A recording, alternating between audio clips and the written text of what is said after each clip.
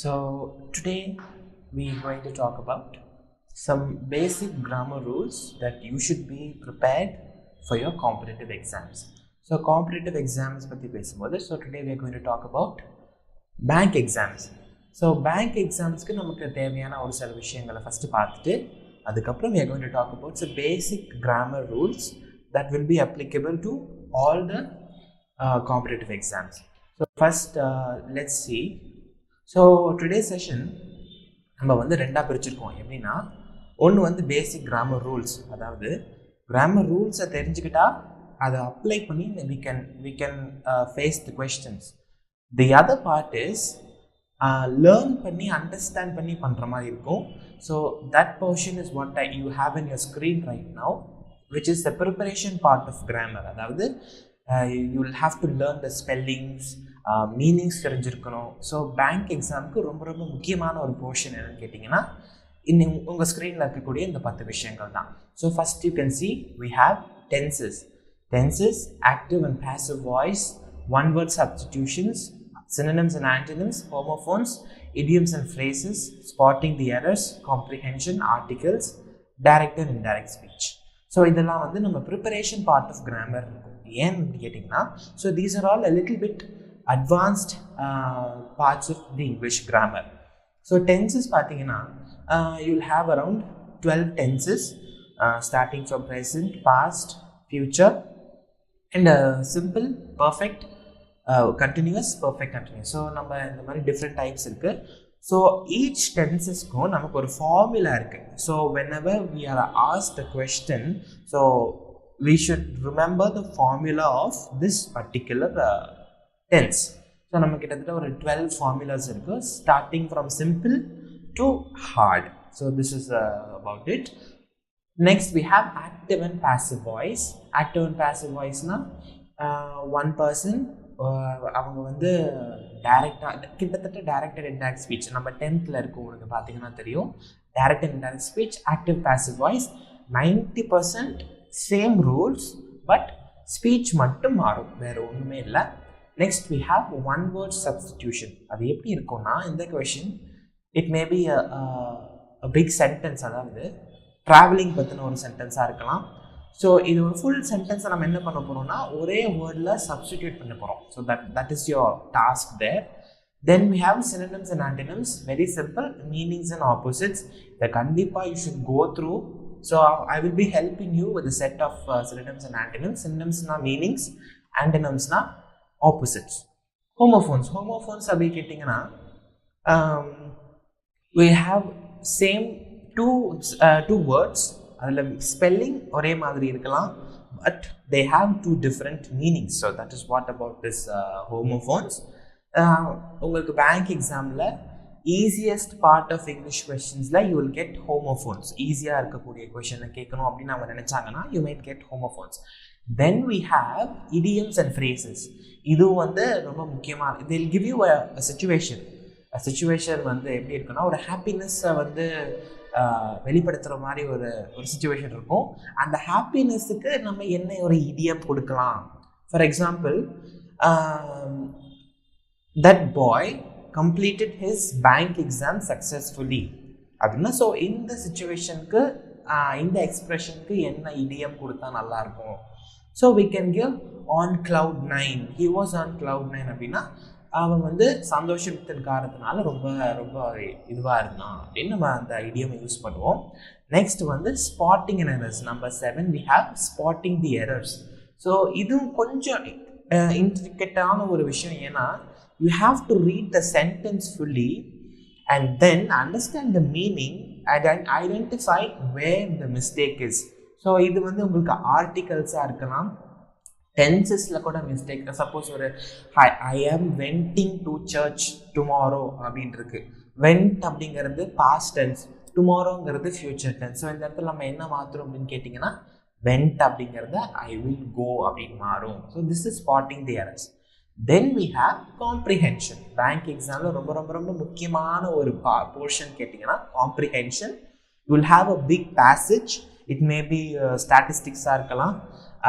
For example, போன demonetization பற்றி கூட இருக்கலாம், maybe GST, something small passage. அதுலேருந்து ஒரு 10 questions or 5 questions will be asked to answer. எப்படின்னா you'll have to read the passage.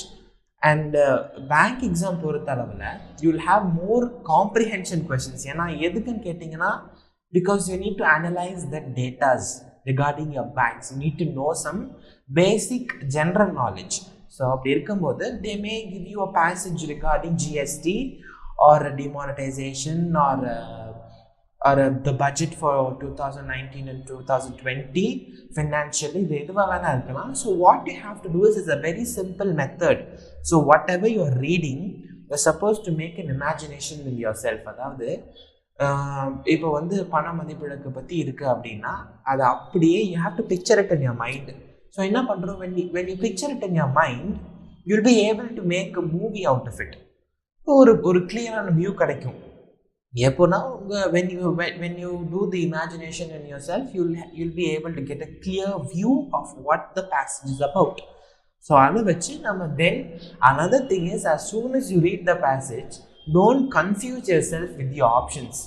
Options எதுக்கு இருக்குன்னு ஃபஸ்ட்டு புரிஞ்சுக்கோங்க. So your options is basically to confuse you. வேற ஒன்றும் கிடையாது.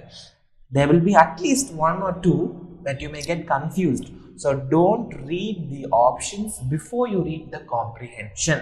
So first you read the comprehension and the imagination உள்ளுக்குள்ள கொண்டு வந்துட்டு என்ன பேசேஜ் எதை பற்றி இருக்குது அப்படின்னு அனலைஸ் பண்ணிவிட்டு and then you come read the options that is given to you. So that is how you can do your comprehension part. Next one we have number 9 is articles. So articles பார்த்தீங்கன்னா ரொம்ப simple, 3 விஷயம் தான் நம்ம ஆர்டிகல்ஸில் இருக்குது. Articles and also we have prepositions சொல்லுவாங்க. I have forgotten to mention that. So articles and prepositions. ஆர்டிகல்ஸ்னால் ஒன்றுமே கிடையாது. We have a, and the. இது 3 தான் ஆர்டிகல்ஸ். எந்தெந்த வேர்ட்ஸுக்கு முன்னாடி ஏ வரும், எந்தெந்த வேர்ட்ஸுக்கு முன்னாடி ஆன் வரும், எந்தெந்த வேர்ட்ஸுக்கு முன்னாடி த வரும் அப்படிங்கிறத தெரிஞ்சுக்கிட்டா மட்டும் போதும். It's a very simple one. But அதே same time articles is repeatedly asked question in your bank exams.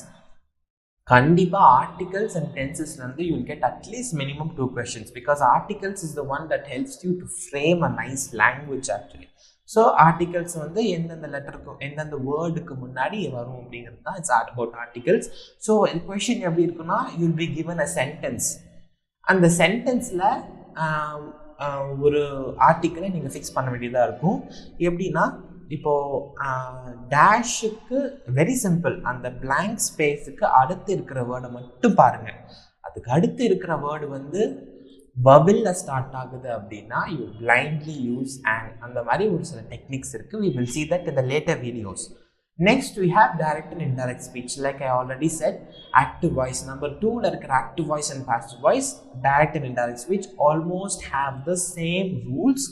It only depends upon how you work on it. நம்ம அதை எழுதி பார்த்தா தான் தெரியும். Sometimes ஒரு சில people வந்து என்ன பண்ணுவாங்கன்னா, they don't use any of those formulas actually. நம்ம பேசும்போதே தெரியும். அதாவது அதாவது ஒரு சென்டென்ஸ் இருக்குது. ஃபார் எக்ஸாம்பிள், ஐ ஆம் டேக்கிங் மை, நான் வந்து இன்னைக்கு என்னுடைய கிளாஸை நான் எடுத்து முடிச்சுட்டேன்னு என் ஃப்ரெண்டுக்கிட்ட சொல்கிறேன். அது வந்து டைரக்ட் ஸ்பீச். நான் டைரெக்டாக அவங்ககிட்ட சொல்லிட்டேன்.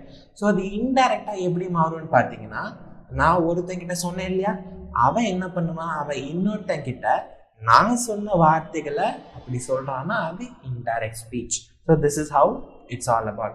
ஸோ பேங்க் எக்ஸாமுக்கு PRO these types you can just go through what is on your screen right now. உங்கள் ஸ்க்ரீனில் இருக்கிறத வந்து நீங்கள் மெமரைஸ் பண்ணிக்கிட்டாலே போதும். You will be able to ace your bank exam. So now coming back to the basic grammar rules that everybody should know. when you are preparing for a competitive exams, ஒரு competitive exam எதுவாக இருந்தாலும் பேசிக்கான grammar தெரியலனா you can't do எனி திங் இல்லையா. So I have put together a synopsis of grammar. It's not rules, you can just take it as it's just a material, nothing else. So as you see in your screen, you have the parts of speech. So we have noun, pronoun, verb, adjective, adverb, preposition, conjunction and interjunction. So your whole exam English part is all based on these parts of speech. So in the parts of speech la da ellame adangi irukku. So ellame basic stepping stones of your competitive exams. So இப்போ என்ன பார்க்க போறோம்னா we just going to go deeper into all these parts of speech. So as I said before, in the parts of speech வந்து you can see these are rules for understanding. இதெல்லாம் understand பண்ணாலே போதும், you will be able to face your exams. But நம்ம கடைசியா பார்த்தோம் இல்லையா அந்த preparation part, so those are all வந்து நீங்க memorize பண்ற மாதிரி இருக்கும். You will have to work on such things. So first we have the most important part of the speech is verb. எப்படி ஏன் அப்படின்னு கேட்டிங்கன்னா, let's talk about the meaning. It is used to describe actions or a state of being. Examples we'll talk about later. Let's talk about the meaning.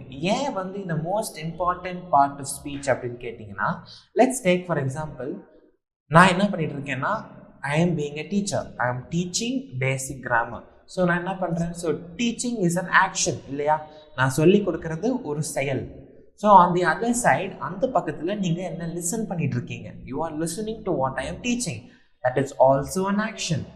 Now the system is recording what I am teaching, recording is also an action. The light is striking the like on me, so striking it is also an action. அதாவது ஏன் சொல்ல வரேன்னா, ஒரு மனுஷனுடைய எல்லா ஆக்டிவிட்டீஸுமே நம்ம வேர்ப்னு சொல்லுவோம். All actions, clapping hands, brushing your teeth, recording, sleeping, all these are verbs. ஏன்னா இட் இஸ் காமன், மனுஷன் செய்யக்கூடிய எல்லா விஷயங்களும் வேர்ப் இல்லையா. So we have the meaning to describe actions or state of being. State of பீயிங்காக ஒன்றும் இல்லை, நிலை. நான் இருக்கிற நிலை என்ன, நான் சந்தோஷமாக இருக்கேன், I am happy, I am teaching you. So என்னுடைய நிலை வந்து I am calm. So this is my state of being. So we have examples. He missed the train. So என்னன்னா, அவன் ட்ரெயின் மிஸ் பண்ணிட்டான், அது ஒரு ஆக்ஷன். ட்ரெயின் வந்து போயிடுச்சு, அவனால் அந்த ட்ரெயினை பிடிக்க முடியல. So it's an action. Next number 2, I am walking in the park. So walking is an action, அது ஒரு செயல், நடக்கிறதுங்கிறது ஒரு செயல்.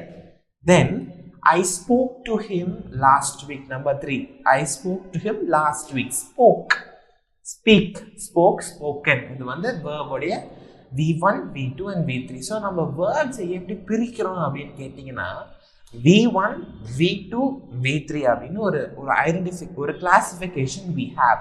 இது எங்கே யூஸ் ஆகும்னு கேட்டிங்கன்னா, we will be using them in tenses. நான் டென்சஸ் சொன்னேன் இல்லையா, the preparation part of your competitive exams first இருந்ததே டென்சஸ் தான். ஸோ அங்கே டென்சஸ் தெரியணும் அப்படின்னா you should know what is a verb. So verbனா என்ன, it is a action or a state of being, அவ்வளோதான் verb. ஸோ டென்சஸ்ன்னு எடுத்துக்கிட்டிங்கனாலே ஃபஸ்ட்டு ஒரு 3 விஷயம் ஞாபகம் வரணும். என்னன்னா, பாஸ்ட் பார்ட்டிசிபிள் அண்ட் ப்ரெசன்ட். இது 3 தான். இதுதான் நம்ம என்ன பிரிச்சிருக்கோம்னா V1, V2, V3 அப்படின்னு நம்ம பிரிச்சிருக்கோம். So let's take for example இந்த தேர்ட் எக்ஸாம்பிள் இருக்கிற ஸ்போக் எடுத்துக்கலாமா. ஸோ எப்படின்னா, ஸ்பீக் அப்படின்னு இருக்கிற ஒரு வேர்டை தான் நம்ம 3ஆக பிரிச்சிருக்கோம். Speak is the present, spoke is the past, spoken is the past participle. So இதுதான் V1, V2 and V3. So இந்த வேர்ப்ல நம்ம இன்னும் 2 டைப்ஸ் வச்சுருக்கோம். எப்படின்னா, ட்ரான்சிட்டிவ் அண்ட் இன்ட்ரான்சிட்டிவ் வேர்ப்ஸ். அது நமக்கு இப்போ தேவைப்படாது, ஏன்னா we are talking about the basic grammars. Okay, so என்ன வேர்ப்னா என்ன அப்படின்னு தெரிஞ்சுக்கலாம் அப்படிங்கிறதுக்காக, வேற ஒன்றும் கிடையாது. The second most important thing is a noun. ரொம்ப ரொம்ப ரொம்ப இம்பார்ட்டண்ட்டான விஷயம் என்னன்னா noun. verb ஒரு மனுஷனுடைய செயல்கள். அடுத்து noun நம்ம பார்க்கக்கூடியது, நம்மளே ஐடென்டிஃபை பண்ணக்கூடிய திங்ஸ் எல்லாமே nouns.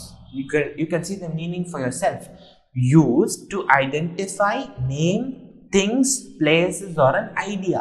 ஸோ எப்படின்னா, ஐடென்டிஃபிகேஷனுக்காக யூஸ் பண்ணுற எல்லாமே nouns. இப்போ என்ன எப்படி ஐடென்டிஃபை பண்ணிக்கிறேன், Donovan is a teacher. So என்னோட ஐடென்டிட்டி என்ன, teacher. Teacher is a noun. Next, my name is Naveen. அந்த நவீன்ங்கிறது என்னுடைய identity. It's my name. So Now I am recording using a computer. So computer is a noun. அதுக்கு ஒரு identity இருக்கு. எதுக்கெல்லாம் பேர் இருக்கோ அது எல்லாமே nouns. இங்க வந்து உங்களுக்கு கொடுத்துருக்காங்க name of a place, things are an idea. இப்போ place, I am going to London. London is a place. It's a noun. I am coming from Madurai. Madurai is a place, so it's a noun. An idea. I am going to participate in the conference. So conference is an idea. It is also a noun. It is also a place also. So it is noun. So இங்கே வந்து நமக்கு types இருக்குது. So noun வந்து கொஞ்சம் பெருசாக இருக்கும், but it's very very very easy இல்லையா? ஏன்னா ஐடென்டிஃபிகேஷன் மொத்தமாக சொல்லிட்டு அதோட முடிஞ்சிடாது இல்லையா? ஸோ ஐடென்டிஃபிகேஷனாலுமே லிவிங் திங்ஸ்க்கு ஒரு ஐடென்டிஃபிகேஷன் இருக்கும், நான் லிவிங் திங்ஸ்க்கு ஒரு ஐடென்டிஃபிகேஷன் இருக்கும், கவுண்டபிள், அன்கவுண்டபிள் நிறைய இருக்குது. அதை நம்ம பார்ப்போம். So we have common noun, abstract noun, collective, countable, uncountable. So these are the types of nouns we have. இதை தவிர்த்து இன்னமும் நிறைய nouns இருக்கு, பட் இன்னைக்கு நம்ம இதை மட்டும் மேலோட்டமாக பார்க்க போகிறோம். So common noun, as you see, generic names of places, things, people, etc. So எப்படின்னா ஜெனரிக் அப்படின்னா என்ன? General things. இப்போ வந்து பொதுவான விஷயங்களை பற்றி பேசோம் அப்படின்னா, பொதுவாக ரிலையன்ஸ் மாலுக்கு முன்னாடி ப்ரொட்டஸ்ட் நடந்தது. ஸோ ரிலையன்ஸ் மாலுங்கிறது ஒரு பொதுவான இடம் இல்லைங்களா? Then we have general things, general people, etcetera. So when you look at the example you can have a clear idea. Teachers teach at schools. So டீச்சர்ஸுங்கிறது ஒரு காமனான விஷயம். வாத்தியார்கள், ஸ்கூல்ஸுங்கிறது ஒரு காமனான விஷயம். பள்ளிக்கூடம்ங்கிறது நிறைய இடத்துல இருக்குது. It's a common thing. Then see number 2, birds live on trees. Birds நான் காமனாக சொல்கிறேன். பேர்ட்ஸ் எத்தனையோ ஆயிரம் பேர்ட்ஸ் இருக்குது இந்த உலகத்தில். பட் நான் என்ன பண்ணுறேன், நான் பேர்ட்ஸ்னு காமனாக சொல்லிட்டேன். பேர்ட்ஸ் அவ்வளோதான். ஆன் ட்ரீஸ் எத்தனையோ ஆயிரம் ட்ரீஸ் இருக்குது. But I'm not talking about neem tree, palm tree, nothing. I'm just talking about a tree. That's all. It's just a tree. ஒரு காமன் ஐடென்டிஃபிகேஷன். இப்போ as you say we have a male, female, டிரான்ஸ்ஜெண்டர்லாம் இருக்கும்போது நம்ம என்ன பண்ணுறோம், we are called as humans. So humans is a common noun. ஏன்னா நம்மளை பிரித்து பார்க்காம நம்மளை காமனாக ஒரு டேர்ம் வச்சுருக்காங்க. So that is called. இது எப்படி ஒரு கண்ட்ரியில் ஜாதி மதம்னு எல்லாம் இருந்தாலுமே நம்மளாம் என்ன, overall we are all Indians. So Indian is a common noun. So I am an Indian அப்படின்னா it's a common noun. I love reading storybooks. There are many types obviously. So we are talking about commonly. My brother likes chocolates. So சாக்லேட்ஸும் முன்னாடி சொன்ன மாதிரி நிறைய வகைகள் இருக்குது. அதில் குறிப்பாக சொல்லாமல் காமனாக சொல்கிறேன், அவ்வளோதான். It's very simple. That's easy. Next we have abstract noun. Abstract noun, let's talk about the meaning. To refer abstract things like feelings, qualities or state. So for example, abstractaன விஷயங்கள் கண்ணுக்கு தென்படாதவை. அப்ட்ராக்ட்னா கண்ணுக்கு தென்படாதவை, அதை பார்க்க முடியாது, அதை உட்காந்து கவுண்ட் பண்ண முடியாது இல்லைங்களா? ஸோ அந்த மாதிரி விஷயம், அந்த மாதிரி நவுன்ஸ் எல்லாம் என்ன பண்ணுவோம்னா நம்ம அப்ட்ராக்ட் நவுன் அப்படின்னு சொல்லுவோம். இதெல்லாம் எங்கெங்கே யூஸ் ஆகும் அப்படின்னு கேட்டால் ஒரு சென்டென்ஸ் கொடுத்துருவாங்க. ஐடென்டிஃபை த நவுன் அப்படின்னு கேட்டிங்கன்னா, so you can just go through it. So அந்த நவுனில் ஒரு பர்சனுடைய ஃபீலிங்ஸ் இருக்குது. see the example. So happiness, wisdom, childhood இதெல்லாம் வந்து என்ன சொல்கிறது, கவுண்ட் பண்ணிட்டு இருக்க முடியாது. யூ கேனாட் see ஆல்சோ இல்லைங்களா? So see the example. number 1, he looks so joyful. So joyful அப்படிங்கிறது ஒரு ஃபீலிங், ஒரு எமோஷன் இல்லைங்களா? So it's the emotion that you cannot see. அந்த எமோஷனை நம்ம பார்க்க முடியாது, கவுண்ட் பண்ண முடியாது, மெஷர் பண்ணவும் முடியாது. It's just a feeling. ஓகேங்களா? So those are called abstract. Number 2 பாருங்க, he is a great leader. ஸோ அவர் வந்து ஒரு மிகப்பெரிய தலைவர் அப்படின்றப்போ, லீடருங்கிறது ஒரு குவாலிட்டி, ஒரு பர்சனுடைய ஒரு தன்மை. அதையும் உங்களால் கவுண்ட் பண்ண முடியாது. ஆனால் கவுண்ட் பண்ண முடியாது, ஆனால் உங்களால் மெஷர் பண்ண முடியும். எத்தனை வருஷம் எக்ஸ்பீரியன்ஸ் வச்சு மெஷர் பண்ணலாம் இல்லைங்களா? So those are called abstract nouns. ரொம்ப சிம்பிளாக தானே இருக்குது, ரொம்ப ரொம்ப சிம்பிள். ஆனால் என்ன டைப்ஸ் மட்டும் கொஞ்சம் அதிகமாக இருக்குது. That's all. Next we have collective noun. பேரே இருக்கு, கலெக்டிவ். கலெக்ட் மீனிங் பாருங்க, to denote a group of things, animals or people. அதாவது ஒரு குரூப்பான விஷயங்கள். ஃபார் எக்ஸாம்பிள், இப்போ வந்து டிஎன்பிஎஸ்சி எக்ஸாமுக்கு 7 லட்சம் பேர் வந்து எழுதுறாங்க. They are going to appear for your TNPSC exams அப்படின்னு சொல்லிட்டு சொல்கிறாங்க. ஸோ குரூப்பாக சொல்கிறாங்க, ஒவ்வொருத்தனுக்கும் ஒவ்வொரு பேர் சொல்லிட்டு இருந்தால் விடிஞ்சிடும் இல்லையா. So they are telling a group of people, a group of animals are taken from the zoo. I have invited, so you can see the example. There is a flock of sheep. So sheep, ஆட்டு மந்தை நம்ம என்ன சொல்லுவோம் இங்கிலீஷில்? flock of sheep. flock of sheepனா ஆட்டு மந்தை. So நம்ம ஒவ்வொரு ஆடாக சொல்கிறது இல்லைங்களா, ஒவ்வொரு ஆடாலும் சொல்லலாம், ஆனால் அது கவுண்டபிள் நவுன். அதுக்கு கீழே இருக்குது பார்த்தீங்களா, கவுண்டபிள் நவுன்ஸ். ஸோ அதில் போயிடும். அன்கவுண்டபிள் கலெக்டிவாக சொல்கிறேன், ஆனால் அதுக்கு என்னவோ செய்யலாம், பட் அதை நான் கலெக்டிவாக சொல்லிடுறேன். அங்கே there's a flock of sheep, அங்கே ஒரு ஆட்டு மந்தை இருக்கு அப்படின்னு நான் சொல்லி முடிச்சிடுறேன். Then see the second example. I have invited some people home. என்னுடைய வீட்டுக்கு நான் சில பேரை நான் இன்வைட் பண்ணியிருக்கேன், வரவழைச்சிருக்கேன். அந்த பீப்புள் நான் வந்து எத்தனை பேரையும் இன்வைட் பண்ண சொல்லலை, நபர்கள் வராங்க, என்னுடைய இல்லத்துக்கு நிறைய பேர் வராங்க அப்படின்னு சொல்லியிருக்கேன். So this is a collective. அப்படியே ஒரு போர்வையாக சொல்கிறேன் நான், collective. So this is the meaning. It's very simple. Don't confuse yourself. Next we have countable nouns. Countable nouns na பேர்ல இருக்கு எண்ணக்கூடிய nouns, that things that can be counted. For example, countable nouns are the names or things or creatures that can be counted. எண்ணக்கூடியவைகள். For example பாருங்க, number 1, I meet 3 people every day. So தினந்தோறும் நான் 3 நபர்களை நான் சந்திக்கிறேன். So நான் daily 3 பேரை பார்க்குறேன். 3 பேர் 1 2 3 இட்ஸ் கவுண்டபிள் இல்லையா. ஸோ அது countable noun. Then I have a dog at home. So என்னுடைய வீட்டில் ஒரு நாய்க்குட்டி இருக்குது, ஒரு நாய்க்குட்டி தான் இருக்குது. So it is a countable noun. Very simple. Next uncountable noun. So countable noun uncountable noun வந்து ஒரு சின்ன டிஃப்ரென்ஸ். அதை வந்து நீங்கள் போர்வையாக சொல்கிறீங்க, இதை வந்து எண்ணி சொல்கிறீங்க. இதை வந்து எப்படி சொல்கிறது, எக்ஸாம்பிள் பாருங்க, உங்களுக்கே புரியும். Refers to nouns that cannot be counted. என்னன்னு பாருங்க, லிக்விட், ஏர், ஃபீலிங்ஸ், எலக்ட்ரிசிட்டி எல்லாம் உட்காந்து உங்களால் எண்ண முடியாது. It's not at all possible. So don't play with எலக்ட்ரிசிட்டியோடைய தன்மையை மெஷர் பண்ணலாம், பட் ஆனால் it's not something that you can sit and count. உட்காந்து நம்ம பணம் என்ற மாதிரி எண்ண முடியாது. That is electricity. Then my dog became very sad. என்னுடைய நாய் வந்து ரொம்ப சோகமாயிடுச்சு. So sad is an emotion. That something cannot be counted. Then the third we have prepositions. Preposition is the meaning பார்த்துக்கோங்க. To be placed before a noun or a pronoun to show the relation of a person or a thing with respect to something else. ஒன்றும் இல்லை, நவுன்னா என்ன சொல்லியிருக்கோம், நம்ம discuss பண்ணியிருக்கோம், ஒரு name of a person, place or a thing. So அந்த ஒரு noun, அந்த ஒரு வேர்டுக்கு முன்னாடி யூஸ் பண்ணுற ஒரு வார்த்தை எப்படி இருக்கும்னா அதுக்கு அடுத்து வர விஷயங்கள் வந்து டிஃபர் ஆகும் அப்படிங்கிறது. So he is interested in Hollywood movies. Example பார்த்துக்கோங்க, he is interested in Hollywood movies. எதில் இன்ட்ரெஸ்டாக இருக்கான், ஹாலிவுட் மூவிஸில் இன்ட்ரெஸ்ட் இருக்கான். அப்போது அந்த ஹீக்கும் ஹாலிவுட் மூவிஸ்க்கு அவனுக்கு இருக்கிற இன்ட்ரெஸ்ட்டும் ரிலேட் பண்ணுறது என்ன, இன் அப்படிங்கிற ஒரு வார்த்தை இல்லாமல் இருந்தால் எப்படி இருக்குன்னு பாருங்க. He is interested Hollywood movies. அங்கே ஏதோ ஒன்று மிஸ் ஆகிற மாதிரி இருக்கும் இல்லையா. ஸோ அந்த இடத்துல போடுற வார்த்தை தான் ப்ரப்போசிஷன் சொல்லுவோம்.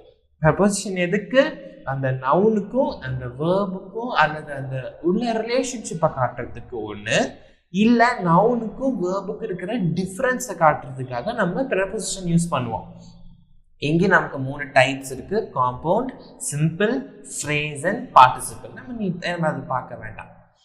Next we have most commonly use preposition. உங்கள் பேங்க் எக்ஸாம்ஸ்க்கு இது தேவைப்படும், எல்பி எக்ஸாம்ஸ்க்கு தேவைப்படும். You can talk about most commonly use preposition. மூணு தான் இருக்குது, பட் ஆனால் ரொம்ப கன்ஃபியூஸ்டான விஷயம். மீனிங் மட்டும் சொல்கிறேன் பார்த்துக்கோங்க.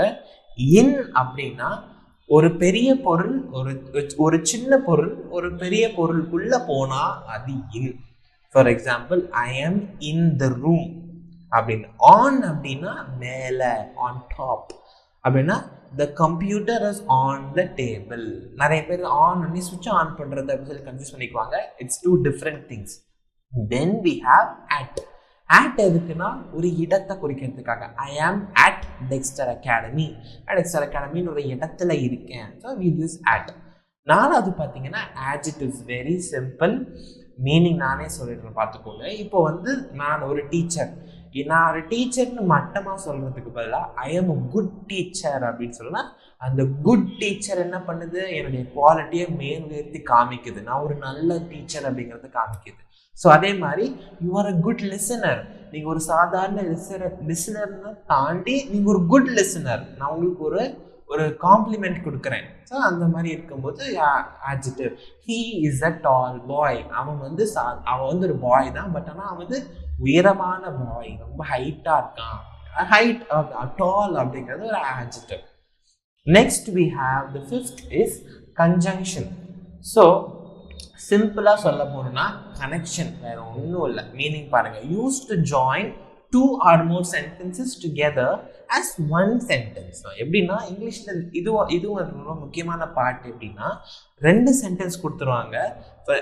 he is going to school, he is sleeping அப்படின்னு. அதாவது அவன் ஸ்கூலுக்கு போகிறான், அவன் தூங்குறான் அப்படிங்கிறது. இப்போ நம்ம எப்படி கனெக்ட் பண்ணுவோம், அவன் பள்ளிக்கூடத்திற்கு சென்று தூங்குகிறான் அப்படின்னு சொல்லிடுவோம். எப்படி சொல்லுவோம் இங்கிலீஷில், he is going to school and sleeping. நான் என்ன பண்ணிட்டேன், ஒரு வேர்டை போட்டு அந்த ரெண்டையும் நான் கனெக்ட் பண்ணிட்டேன். As a single sentence, 2 sentences நான் சிங்கிளாக கனெக்ட் பண்ணிட்டேன். So look at the example. Vijay and Ajith are both great actors. And Vijay மற்றும் அஜித் 2 பேரும் மிகப்பெரிய நடிகர்கள் அப்படின்ட்டு. தென் he is tall but he cannot walk. அவன் உயரமாக இருக்கிறான், ஆனால் அவனால் வேகமாக நடக்க முடியாது. ஸோ நான் 2 சென்டென்ஸை கனெக்ட் பண்ணியிருக்கேன். தென் the sixth we have pronouns. அதாவது நம்ம நவுன் பார்த்தோம் இல்லையா, ஒரு நேம் ஆஃப் அ பர்சன், ஒரு நேம் ஆஃப் அ திங், அதனுடைய தம்பி தான் இந்த ப்ரோனவுன்ஸ். எப்படி தம்பின்னு பார்த்தீங்கன்னா, இப்போ I am taking a class, my name is Donovan. என்னோட பேர் டானவன், நான் கிளாஸ் எடுத்துட்டு இருக்கேன். Donovan is taking English class. Donovan is good at teaching. Donovan will go home after the class is over. இப்போ நான் என்னுடைய பேரை திரும்ப திரும்ப சொன்னால் சென்டென்ஸில் கேவலமாக இருக்கும். ஸோ நான் என்ன பண்ணுறேன், டானவன் அப்படிங்கிறத எப்படி டானவன்றதை ரீப்ளேஸ் பண்ண போகிறேன். எப்படி ரீப்ளேஸ் பண்ண போகிறேன், Donovan is a good teacher, he is teaching online class, he will go home after class is over. So நான் என்ன பண்ணிட்டேன், டானவன் அப்படிங்கிறத ரிப்பீட் பண்ணுறத நிப்பாட்டிட்டு அந்த இடத்துல ஹீன்னு ஒரு வார்த்தையை நான் போட்டேன். ஹேன்னு எதை குறிக்குது, ஹீ என்ன தான் குறிக்குது. ஸோ நான் என்ன பண்ணிட்டேன், இட்ஸ் ஸோ தட் ஏன் அதுக்கு தான் அதுக்கு ப்ரோனவுன் அப்படின்னு சொல்கிறாங்க. ஓகேங்களா. So I am going to visit the example, I am going to visit the Burj Khalifa next week. You know it is the world's tallest building. So அந்த சென்டென்ஸில் it எதை குறிக்குது அப்படின்னு பார்த்தீங்கன்னா புர்ஜ் கலீஃபாங்கிற பில்டிங்கை குறிக்குது. It is very easy. Next we have interjunctions. ரொம்ப ரொம்ப சிம்பிளான ஒரு விஷயம். எப்படின்னா ஒரு எக்ஸ்பிரஷனை காட்டுறது தான் interjection. Oh hi how are you அப்படி ஓ அப்படிங்கிறது ஒரு ஆச்சரியமா நான் கேட்குறேன், ஓ வந்துட்டியாடா அப்படின்னு. It's like that. Next bravo, you did a great job. அதாவது சூப்பர்டா அப்படின்னு சொல்ற மாதிரி you will say bravo. Next alas, we have reached the destination. Alas எதுனா ஐயோப்பா சாமி ஒரு வழியாக வந்துட்டோம் அப்படிங்கிறத வந்து நம்ம அலாஸ் அப்படின்னு சொல்லுவோம். So all the expressions are called as interjection. So I hope the class was a little bit interesting. ரொம்ப கஷ்டமாக இல்லைன்னு நான் நினைக்கிறேன். I hope you prepare at home. Thank you so much.